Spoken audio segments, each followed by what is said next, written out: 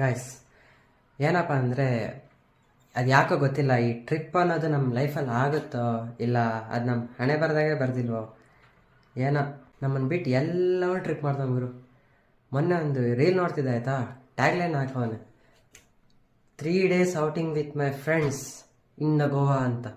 ಅದು ಯಾರು ದೊಡ್ಡವರಲ್ಲ, ನಮ್ಕಿನ್ನ ಸಣ್ಣವರು, 6ನೇ ಕ್ಲಾಸ್ ಹುಡುಗರು ಗೋವಾಗೆ ಹೋಗೋರು ಗುರು. ನಾವೇನಾದರೂ ಟ್ರಿಪ್ ಪ್ಲ್ಯಾನ್ ಮಾಡಿ ಹೋಗಬೇಕು ಅಂತಂದರೆ ಮೊದಲನೇದು ಅಡ್ಡಿ ಆಗತ್ತೆ ಪೇರೆಂಟ್ಸ್ ಪರ್ಮಿಷನ್ ಗುರು. ಯಾಕಂದರೆ ಈಗ ನಾ ಏನಾದ್ರು ಟ್ರಿಪ್ಪಿಗೆ ಹೋಗಬೇಕು ಅಂತ ಕೇಳಿದರೆ ನೀವು ಎಲ್ಲಾದರೂ ಹೋಗು, ಮನೆಗೆ 7 ಗಂಟೆ ಒಳಗಿರು ಅಂತ ಗುರು. ನಾನಿರೋ ವೈಟ್ ಫೀಲ್ಡ್ನ ಹೆಬ್ಬಾಳಿಗೆ ಹೋಗೋಕ್ಕೆ 3 ಗಂಟೆ ಬೇಕಾಗುತ್ತೆ.